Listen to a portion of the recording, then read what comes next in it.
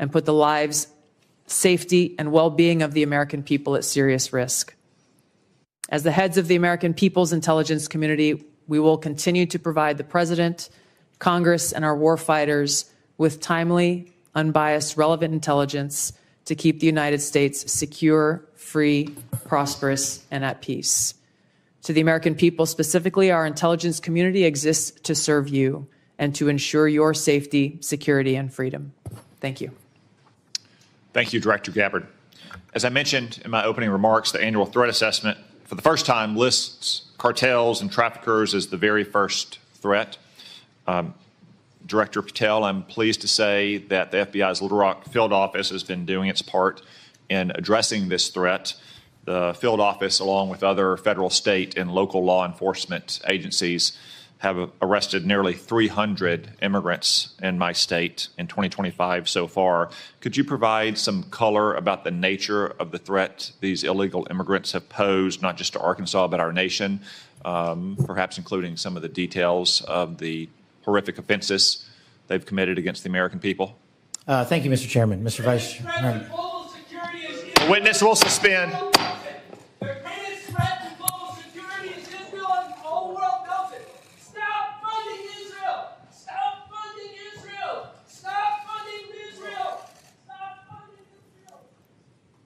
So that protester was a Code Pink lunatic saying the greatest threat to world peace is funding Israel. I will observe, for the benefit of the audience here on television, that Code Pink is funded by communist China as well, which simply illustrates, speak up now if you want to be removed as well, whoever's saying that.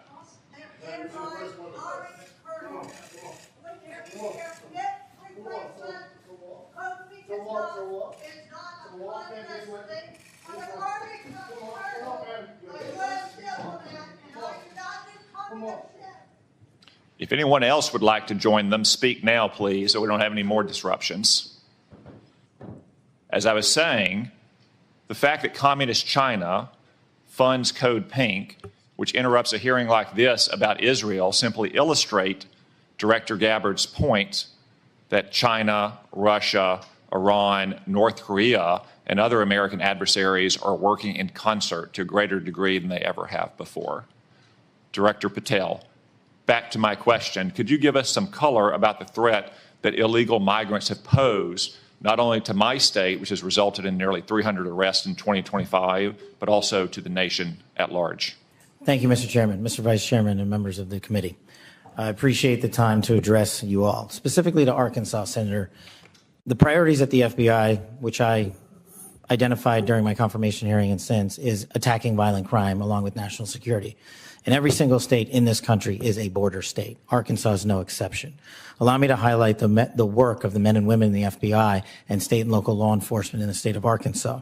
Since February 5th alone, we've had 220 illegal immigrants arrested on charges varying from violent offenses, weapons offenses, narcotics offenses, and serious violent felonies. 253 separate individuals have been charged related to those offenses. And here's something I want the American people to hear about narcotics and countering narcotics. Thousands of pounds of narcotics were seized in these 3 weeks in the state of Arkansas. Thousands, worth tens of millions of dollars. Everything from fentanyl to meth to cocaine to heroin to marijuana and more. And also including manufactured drugs. The FBI does have the biggest footprint in Arkansas, but we could not achieve this mission without our state and local law enforcement partners, which has been one of the priorities since I took the helm at the FBI.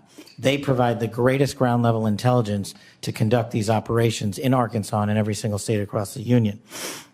Since February 5th, we've assisted with the arrest of hundreds of criminals and illegals throughout your state. And that was just a 3-week operation. Prior to that, Senator, there was a bust of 17 federal indictments relating to a meth lab in the state of Arkansas in the southwest corner of your state. All of those individuals are now facing prosecution for hundreds of pounds of illegal opioids, guns, and other illicit material. So we will continue to do that work. We will work it 7 days a week, 365 days a year, not just in your state, Mr. Chairman, but in every state.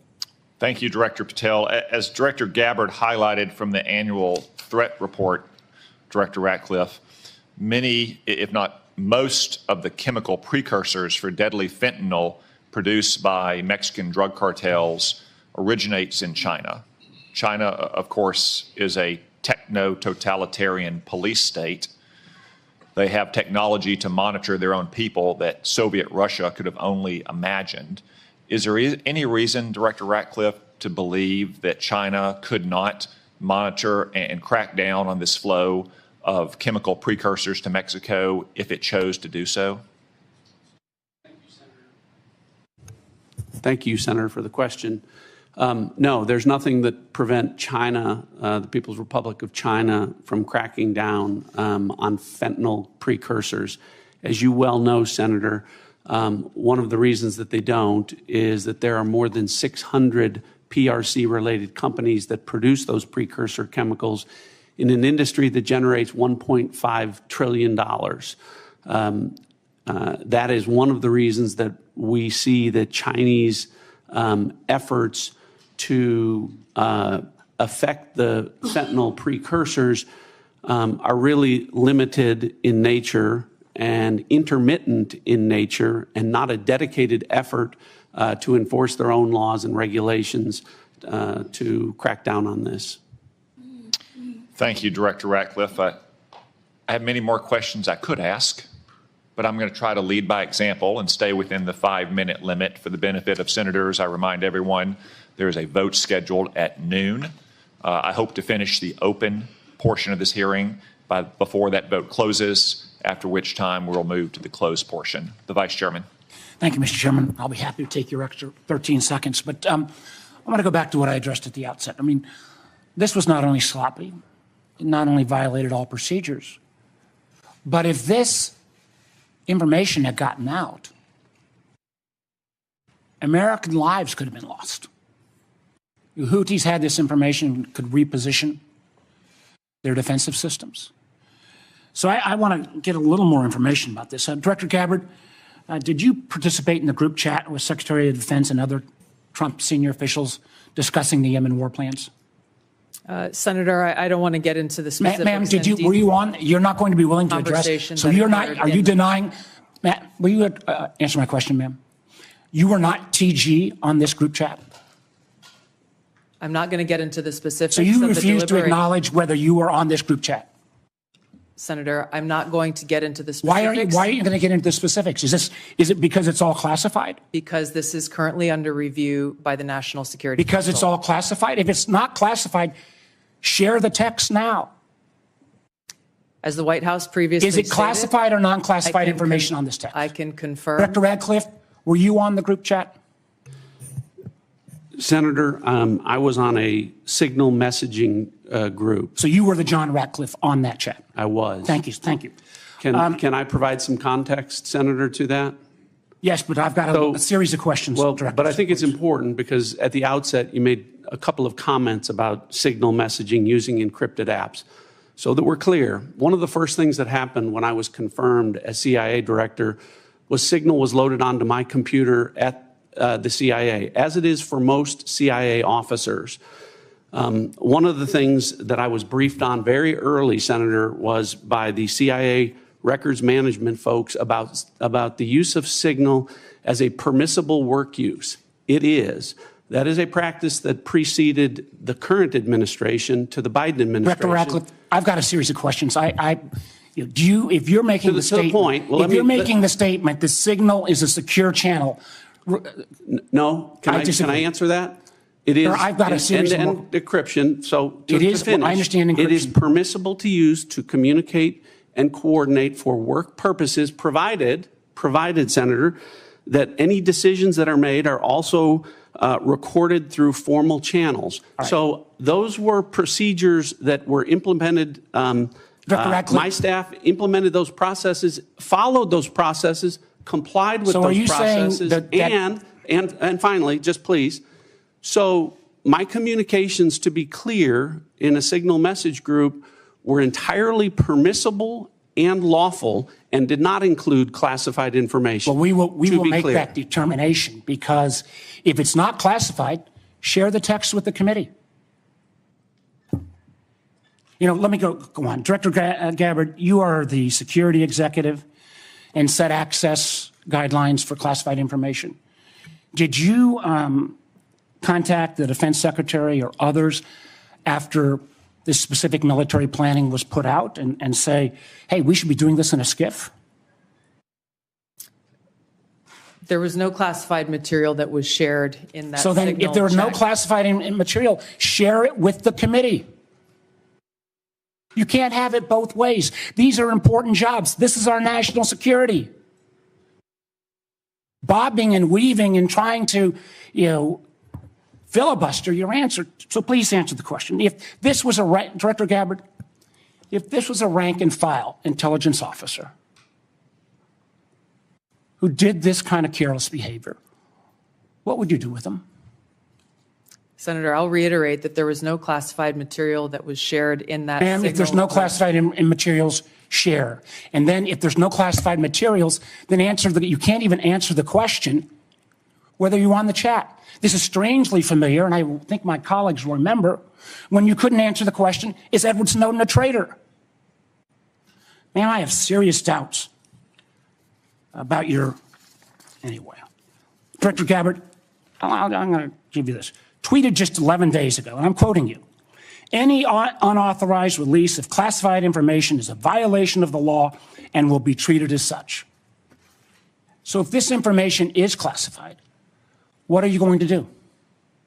Senator, 2 points here. First of all, there's a difference between inadvertent release versus careless and sloppy, malicious leaks of classified information. The second point is there was no classified information that was on this committee should get that information. Director Patel, my time's about out, and I'm going to use my 12 seconds that the chairman gave me. Director Patel, has the FBI launched any investigation of this?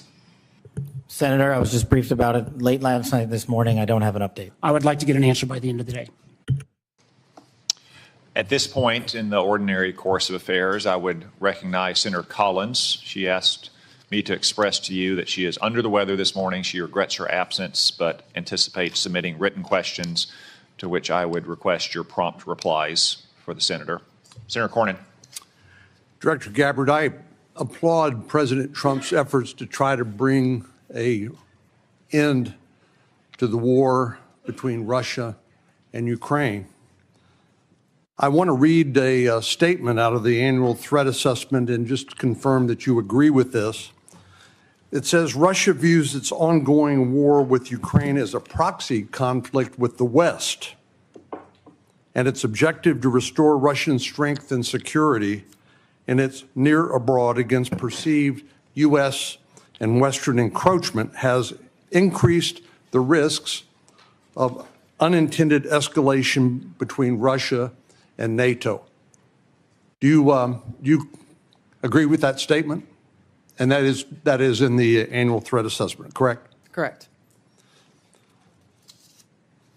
I'd like to refer to an AP story, Associated Press, dated March 21st, 2025. The title of the article is Western Officials Say Russia is Behind a Campaign of Sabotage Across Europe. This AP map shows it. Mr. Chairman, I'd like to ask unanimous consent that's being made part of the record. Without objection. The document that AP compiled, and I presume this is through open sources, documented 59 incidents, including cyber attacks, spreading propaganda, plotting killings, or committing acts of vandalism, arson, sabotage, or espionage. Is that consistent with your understanding and impression of what Russia's currently engaged in Europe? Senator, I haven't seen that specific article, but I can confirm that we assess Russia's attempts to conduct such sabotage activities in Europe. Thank you. One of the things that I'm most concerned about following some of the discussions between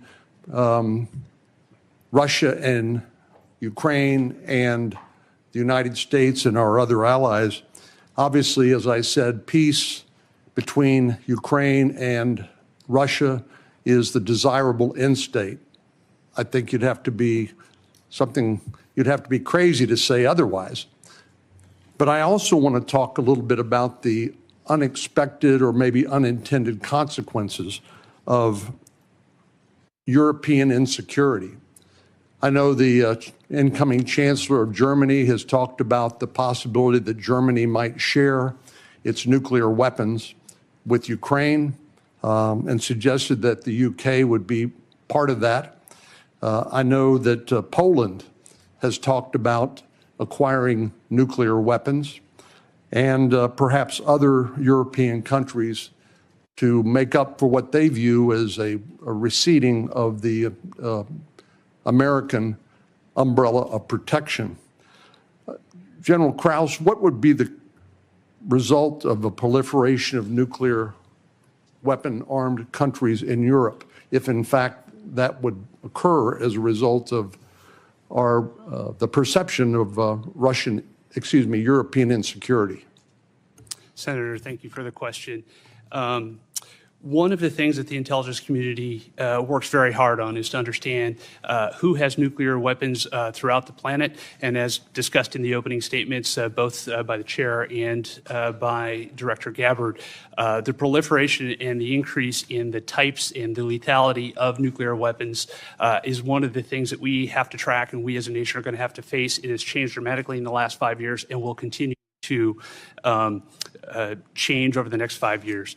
The addition of additional countries which have their own deterrence policies and will act in a nuclear dialogue, or the presence of those weapons, the security of those weapons, the movement and the threat of use of those weapons complicates the environment by which all of us will operate and will complicate all of the decisions by which all future conflict and the political decisions that we support are the decision makers. It makes the world a more dangerous place, does it not? Senator, yes, it does. And just by way of history, Ukraine used to have the third largest arsenal of nuclear weapons on the planet. But as a result of negotiations between Russia and Ukraine and the United Kingdom, the Budapest Memorandum documented a commitment by Russia and the United States to protect the territorial integrity of Ukraine in exchange for them giving up their nuclear weapons. Did I correctly summarize the content of the Budapest Memorandum back in 1994? Yes, Senator, you did, and Ukraine willingly gave up its weapons for the protection of others. Thank you very much. Senator Wyden. Thank you, Mr. Chairman. And obviously, my colleagues and I feel very strongly about the war planning meeting over unclassified phones. Obviously reckless, obviously dangerous. Both the mishandling of classified information and the deliberate destruction of federal records are potential crimes that ought to be investigated immediately. And I want to make clear that I'm of the view that there ought to be resignation, starting with the National Security Advisor and the Secretary of Defense. Director Ratcliffe and Director Gabbard, have you participated in any other group chats with senior Trump administration officials in which classified information was shared using phones that weren't cleared for such information? Question for the two of you. Senator, thank you for the question. I haven't, your question was, have I participated in any other group chats sharing classified information?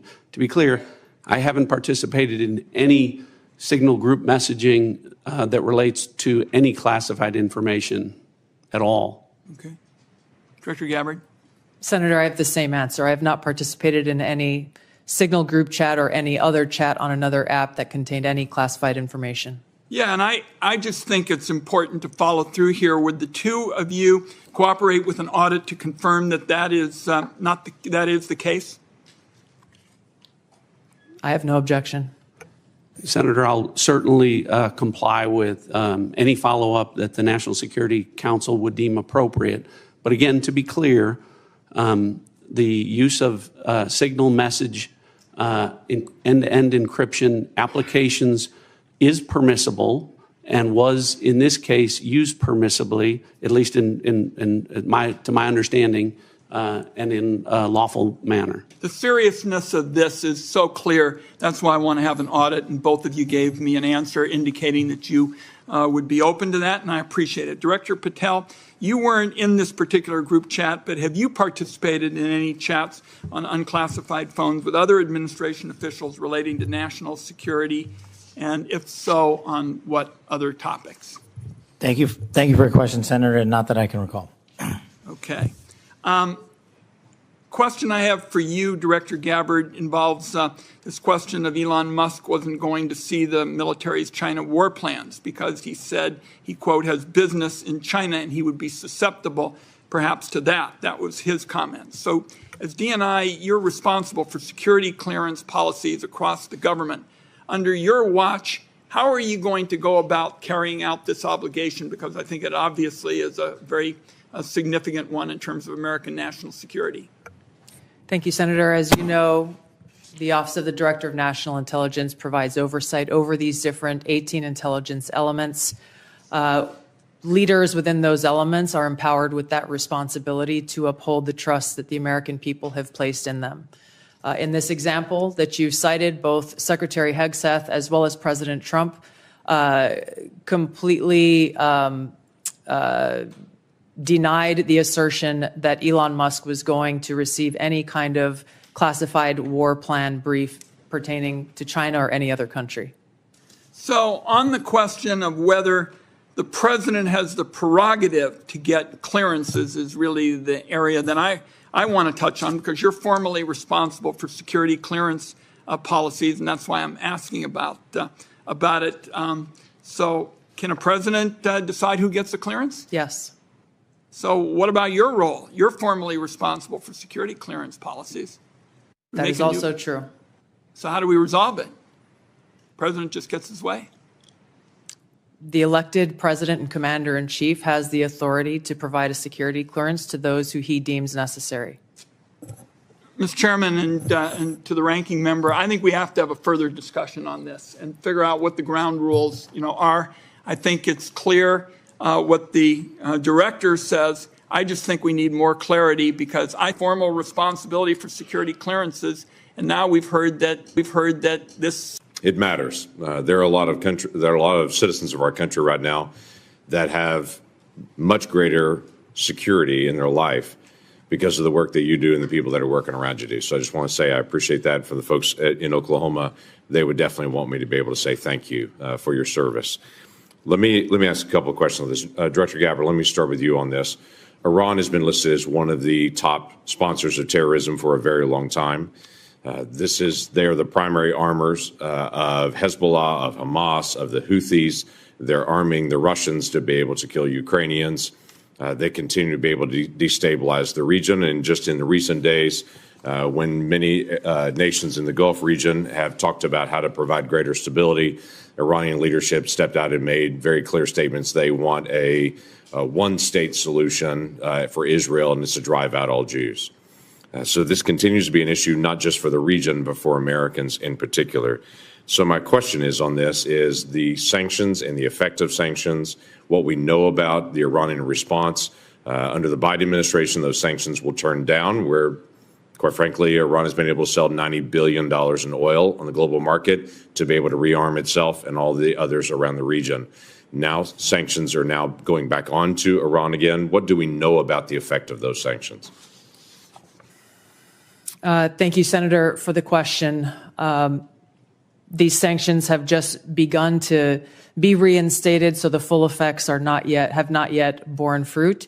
But the message that the president has sent with his maximum pressure campaign is certainly heard. As the chairman mentioned in his opening remarks, President Trump recently sent a letter to the leader of Iran expressing his interest in direct talks in order to try to de-escalate and to prevent war, prevent Iran from gaining a nuclear weapon, but also stated that there would be military consequences if there was no direct negotiations. So President Trump is continuing to carry out his vision and mission of peace through strength, acting in the best interests of the American people. We will see what choices are made from here. Okay, thank you. Director Patel, during the last administration and the very open border policy that they had, we had some years, including 2022 and 2023, where there were 70,000 individuals that were released into the country that were identified as special interest aliens. This is something this committee and the Homeland Security Committee tried over and over again to get details on. The Biden administration was unwilling to be able to share any of the details on the special interest aliens, led to a great amount of frustration. The comment came often back to us is that FBI is going to track all these individuals and to be able to identify them, even though it was 70,000 a year that were coming into the country. You just walked into this position and trying to get your feet on the ground in so many different issues that are outstanding on that. I raised to you the issue of individuals that are currently illegally present in the country going through a process, but are listed as special interest aliens. By definition from the administration, those are individuals that we don't know their level of risk, but they're considered a national security risk, but we don't know anything else about them from there. So how are you trying to get on top of the number of people that are criminal aliens in the country, but also these special interest aliens that come from terrorist areas? Thank you, Senator. Appreciate your question. As far as the FBI is concerned, you hit on it. Criminal. So we are focused across our interagency partners at DHS, ICE, CBP, CISA, and elsewhere to identify through our information sharing networks that we have stood up with state and local law enforcement to provide us the details on any criminal evidence relating to any of the individuals you highlighted. And if there's a nexus there, a case will be opened, by the line agents who predicated lawful and factual basis to do so. And we will further refer that matter to the Department of Justice for prosecution. We are reviewing all of these cases anew, and we will report back to you, Senator, with some fidelity on the outcome of that process. Okay, thank you. Are you getting good feedback from social media technology companies and cooperation from them on illegal activities that are promoted on their site? All the different sites have rules and standards for what can and can't be done on that. But for instance, in the border areas, many of the sites are allowing child trafficking, or they're allowing basically the hiring of Americans to come be drivers and such, and they know this is being circumvented. Are they working with you on that to be able to take illegal content off their sites? Thank you, Senator. And we have engaged directly at the top levels of all the private sector software communities and social media companies, and they have been very helpful because they have been told that this is a priority for me at the FBI to work with them because they have so much information to share back with us. Now, that's, of course, just on the public systems. We're not talking about the dark net. Thank you. Thank you, Mr. Chairman. Senator Heinrich. Thank you, Chairman. Director Ratcliffe, I want to start with you. Who determined that the content of this discussion on Signal was not classified? Senator, I guess I'm not. Well, for example, I can speak to my personal knowledge. There was no classified agent mentioned as part of this story. Normally, that would be classified information. So I guess what I'm asking is, did you just determine it was not classified, or was there any declassification after the fact? So to be clear, so everyone understands the process, as we talked about, Signal is a permissible use.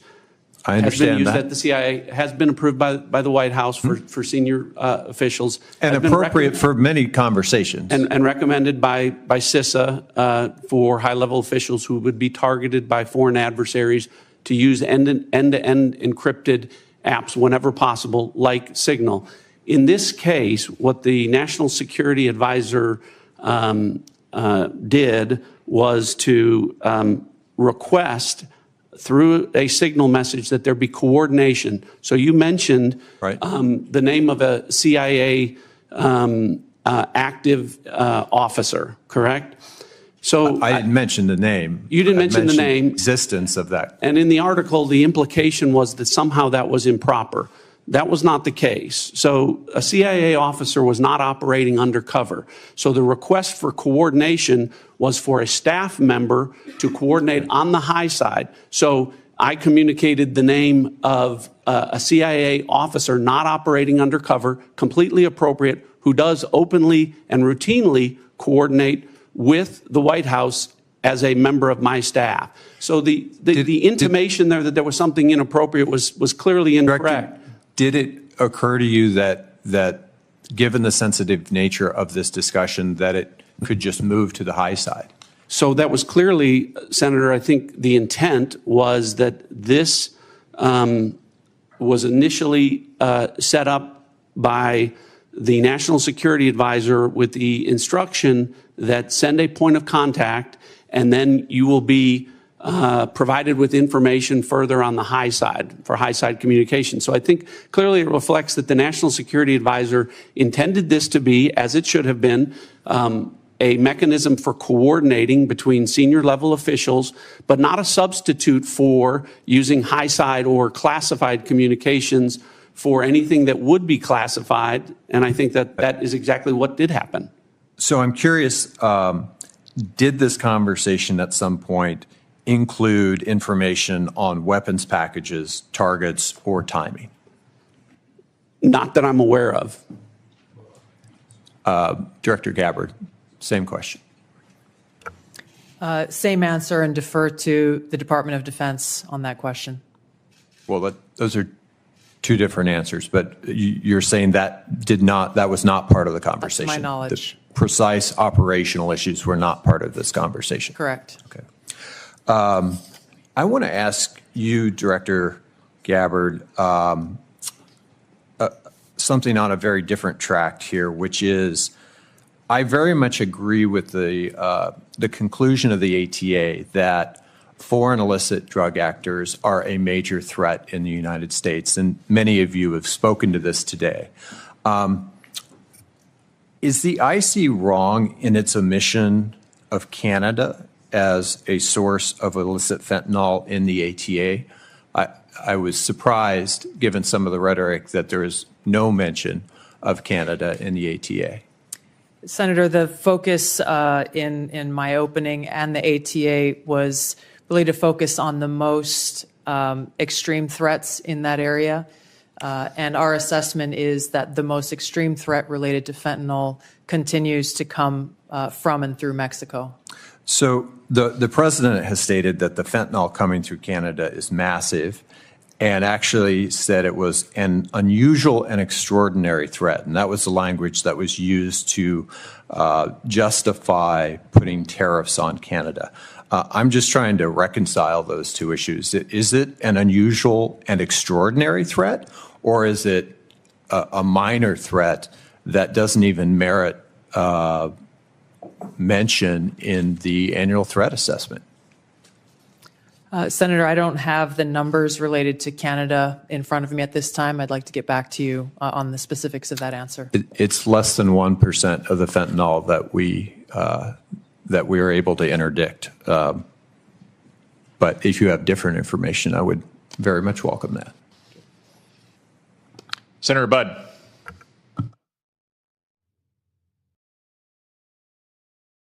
Thank you all for being here. And Director Gabbard, prior to your role here, we had a big storm in western North Carolina, and you were among those first from outside our state to show up. So thank you for your work there. Thank you for your ongoing work there and that of your family as well. It was good to see them when out in western North Carolina last week, so thank you. Director Hawk, so what do we need to do in regards to Volt Typhoon? There's a lot of pre-positioning that went on there. So where are we with that? And what do we need to do in regards to our power companies, whether it's generation or distribution, Duke Energy in my home state, or even the rural electric co-ops? What do we need? What have we learned? And what can I tell them? Senator, 99% of the critical infrastructure in the United States is controlled by private companies. So that really drives us to talk about how do we partner with industry and with the commercial sector, in this case, the power sector. Volt Typhoon began when industry came to the intelligence community and said, we're seeing anomalous activity, can you help us gain context? And we were able to bring context to that to be able to understand what the threat was and then to ultimately be able to identify who was behind that threat. Since that time, we've continued to work very closely with industry to be able to determine what are the right ways for us to be able to pursue these threats within networks to enable the interagency, to enable our partners and industry to be able to pursue them. That's the approach we have to take. It is a collaboration between the government and industry to be able to eradicate these threats, and we have continued to pursue them together since our first identification and notification that we did related to this particular threat. Thank you. What have you done on the offensive side here in regards to, I think there were three, Salt Typhoon, Volt Typhoon, and even Flax Typhoon. Maybe there were others, but those are the three that are known. Senator, I've been given really clear guidance in terms of what the Secretary of Defense expects in terms of our aggressive approach to be able to restore deterrence, and I look forward to talking with you about that in the closed hearing. Look forward to that. Directors Gabbard and Ratcliffe and Patel, thank you all again for being here. So as you're all keenly aware, Section 702 of FISA is an extremely useful authority to help keep our nation safe. I also know that we need to rebuild American people's trust and confidence that such authorities are not being misused by the intelligence community to unlawfully target Americans.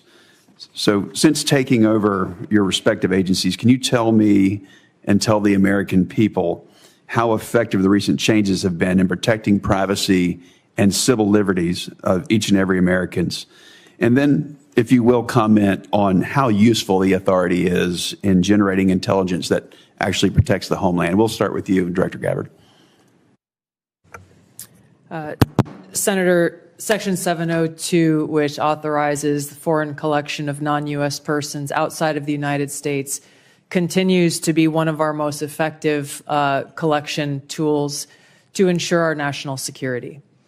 There are a number of reforms that the Senate passed, that Congress passed last year, that have proven to strengthen the protections of Americans' Fourth Amendment rights.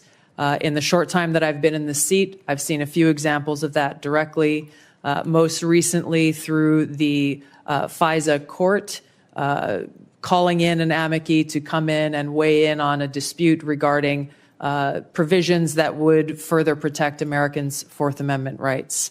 I'll be visiting our friends at the NSA next week and doing a quote-unquote ride-along to observe directly how those reforms that Congress passed are being implemented to protect Americans' civil liberties, and look forward to reporting back after I've had that opportunity. Thank you. Director Patel. Thank you, Senator. With my background in FISA and 702, I just want to clearly delineate between FISA Title 1.3 and 702 collection.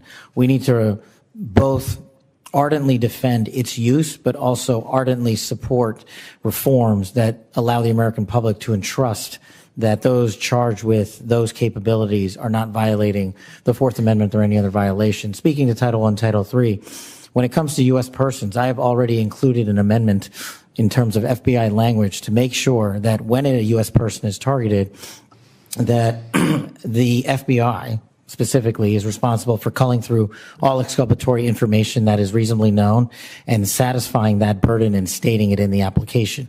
When it comes to 702, Senator, some of the biggest enterprise efforts we have had to thwart national security risk would not have occurred if 702 collection had gone dark. And the FBI continues to use that information to protect the homeland. We've had multiple takedowns in the last 6 months based on 702 and interagency collection processes. But we just need to ensure the American public, and I'm working with my team, that even in the 702. I look forward to the discussion in the closed session. Senator King. Thank you, Mr. Chairman. Director Gabbard, I didn't intend to get into the Jeffrey Goldberg story, but something you said has sort of puzzled me. According to open source reporting at 11:44 on the morning of March 15th, Secretary Hegseth put into this group text a detailed operation plan, including targets, the weapons we were going to be using, attack sequences, and timing. And yet you've testified that nothing in that chain was classified. Wouldn't that be classified? What if that had been made public that morning before the attack took place? Senator, I can attest to the fact that there were no classified or intelligence equities that were included in that chat group at any time. So, and I so defer, the attack sequencing and timing and weapons and targets you don't consider to should have been classified? I defer to the Secretary of Defense and the National Security Council on that question. Well, you're the head of you're the head of the intelligence community, and you're supposed to know about classifications. So your testimony very clearly today is that nothing was in that set of texts that were classified. I'll follow up on Senator Wyden's question. If that's the case, please release that whole text stream so that the public can have a view of what actually transpired on this discussion. It's hard for me to believe that targets and timing and weapons would not have been classified. Well, let me move on. You approved this report, this annual report, prepared by the Office of the Director of National Intelligence. Is this submitted to the White House routinely in anticipation of its public release? I don't know what you mean by submitted routinely. Was this report submitted to the White House before its release today? It was submitted to them once it was completed. I think probably around the same time it was sent to all of you. I want to move on. One note that surprised me, I've been on this committee now this is my 13th year. Every single one of these reports that we have had has mentioned global climate change as a significant national security threat, except this one. Has something happened? Has global climate change been solved? Why is that not in this report? And who made the decision that it should not be in the report when it's been in every one of the 11 prior reports? I can't speak to the decisions made previously, but this annual threat assessment has been focused very directly on the threats that we deem most critical to the United States and our national security. Obviously, we're aware of occurrences within the environment and how they may impact operations, but we're focused on the direct threats to Americans' safety, well-being, and security. How about how they will impact mass migration, famine, dislocation, political violence, which is the finding, by the way, of the 2019 annual threat assessment under the first Trump administration?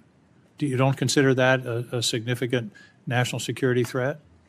For the intelligence community, being aware of the environment that we're operating in is a given. What I focused this annual threat assessment on, and the IC focused this threat assessment on, are the most extreme and critical direct threats to our national security. Let me ask a direct question. Who decided climate change should be left out of this report after it's been in the prior 11? Where was that decision I made? gave direction to our team at ODNI to focus on the most extreme and critical national security threats that we face. Your direction include no comments on climate change? Senator, as I said, I focused on the most extreme and direct national security threats. That's not a response to my question. That we face. Did you instruct that there be no finding in terms of climate change in this report? I don't recall giving that instruction.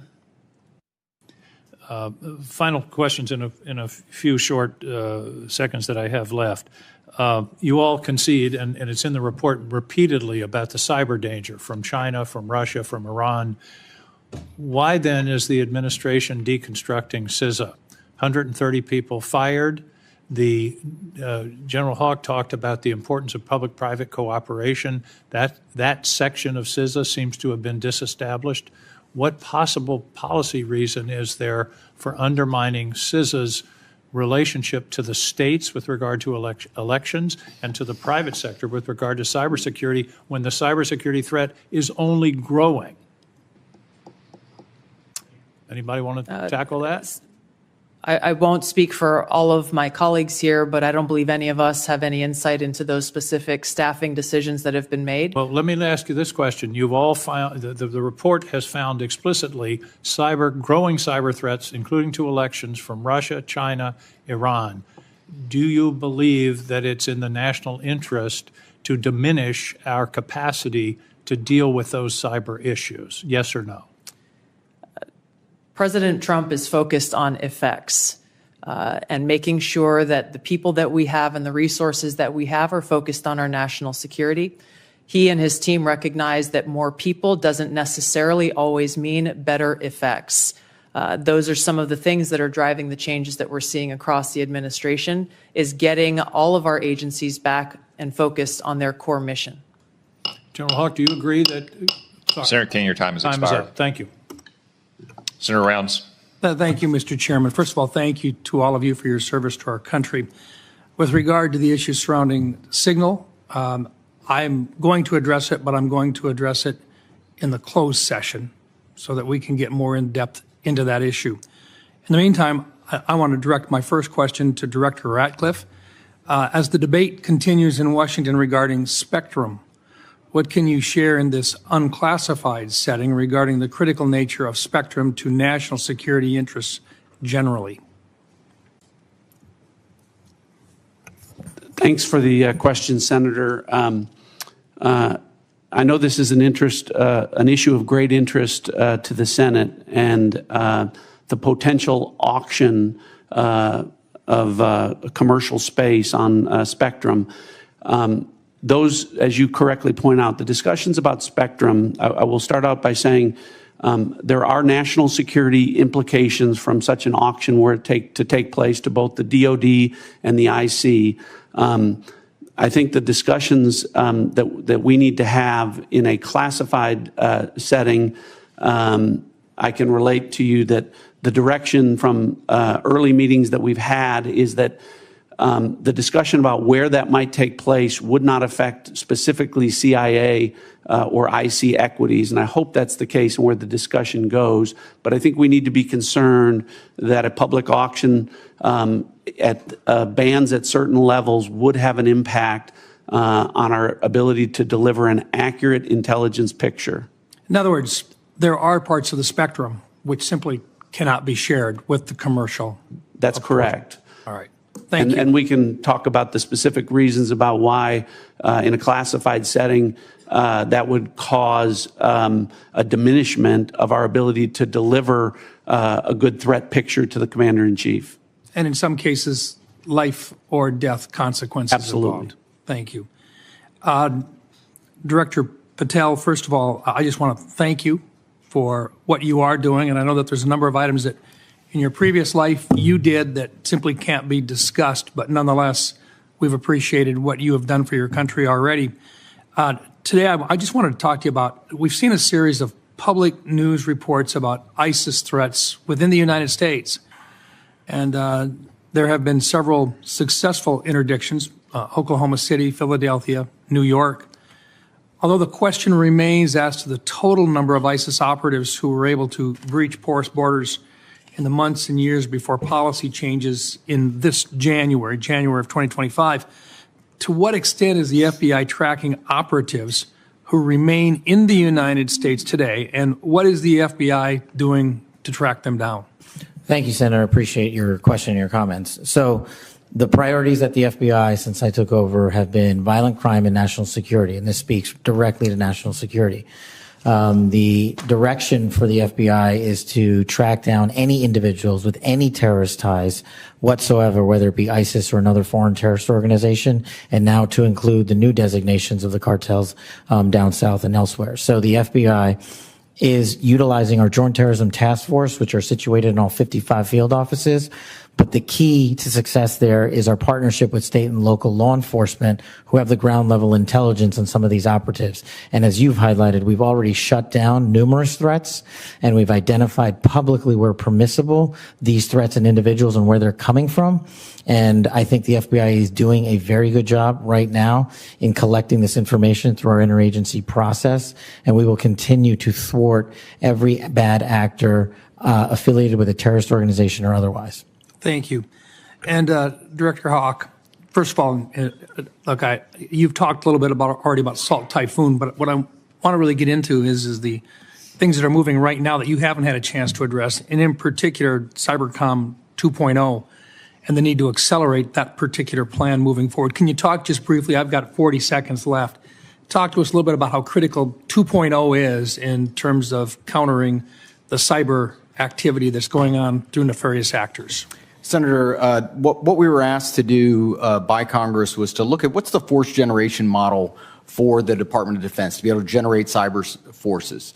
Based off of that request, I produced a recommendation for the Secretary that outlined 3 critical things, which is really how we manage the talent, how we develop the talent in the department, and also how we equip that talent underpinned by compute and AI.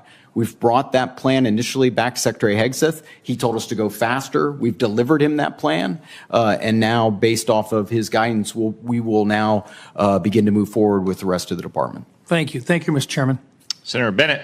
Thank you, Mr. Chairman. Thank you very much for holding this hearing, and thank you for being here. Mr. Director Ratcliffe, it sounds to me like your testimony today and the Secretary and the DNI's testimony is that there was nothing wrong at all with the signal thread that you were on, that it didn't include any targeting information or battle sequence. That is your testimony. That's your testimony. And I'm a little staggered that that is your view, Director Ratcliffe. Does the CIA have any rules about handling of classified information? Yes or no? Yes. Thank you, Director Ratcliffe.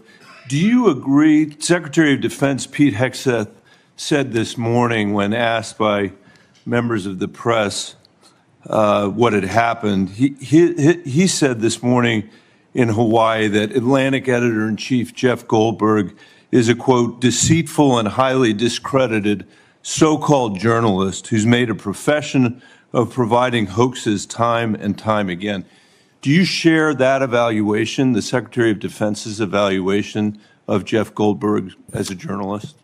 Senator, I didn't see those comments. I don't know Jeff Goldberg. So do you share that view of the Secretary of Defense? Well, I don't have a view on. Okay. Do you, assuming that he has that view, I'm curious about whether you are the CIA director, okay?